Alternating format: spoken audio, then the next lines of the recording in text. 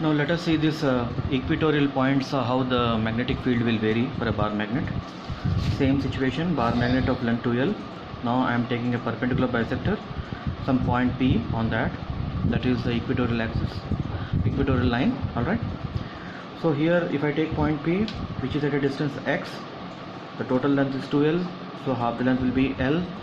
So this point P, in this there will be a right angle, this is a right angle triangle, okay, this will be hypotenuse, root over x square plus L square. So imagine a north pole here, unit north pole, although again I am repeating, monopoles don't exist, it's just to calculate the equation.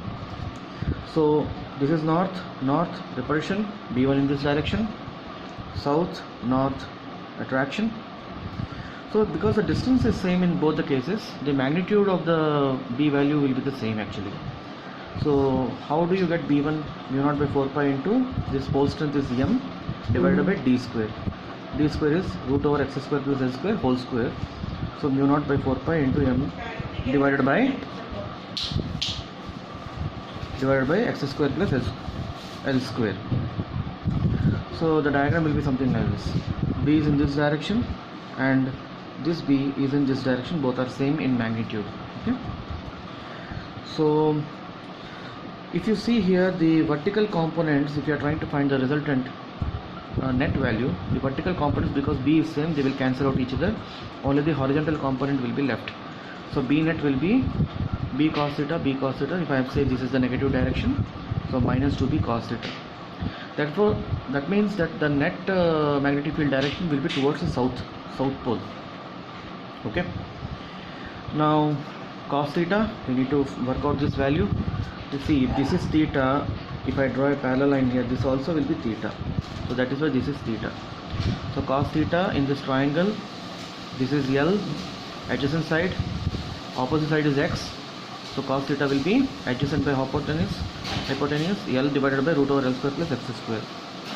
So just put the value, plug in the values here, get 2 into mu naught by 4 pi into m divided by x square plus L square into 1 L divided by root over L square plus x square. So the final equation becomes, here you see 2ml is there, which can be written as m into 2L. This is magnetic moment. I'm just putting this value over here. You get a final equation, mu naught by 4 pi into m divided by x square plus L square to the power of 3 by 2. That means if you want to find at any point, you can, this is the general equation to calculate the field strength value. Okay, here also I can make an assumption that this P point is located at a very large distance. So in that situation, x is very large compared with L. So in the denominator, you can consider only x square term, not L square. See, often many students, they ask me, they get confused about this. X square value is 10 lakhs, let us say, and L square value is 1500, let us say. So comparing with this, is this value has got any significance? So we can ignore. Okay, if you do that, you finally get an expression, x square to the power of 3 by 2, it will become 2 cancel, divided by x cube. So it is mu naught by 4 pi into m divided by x cube is the B equatorial value. If you see with the previous derivation, it is 2m by x cube for B axial. So that means the axial strength is double the value of equatorial strength. Now here I would like to tell you a point that if you take a bar magnet, if at a very large distance the value is 100 Tesla, then at a very large distance in the equatorial line it is 50 Tesla. It is not that you keep a value near that and you kind of compare that. This expression only holds good for a very large distance. Okay, we have made an assumption over here, so students always remember this.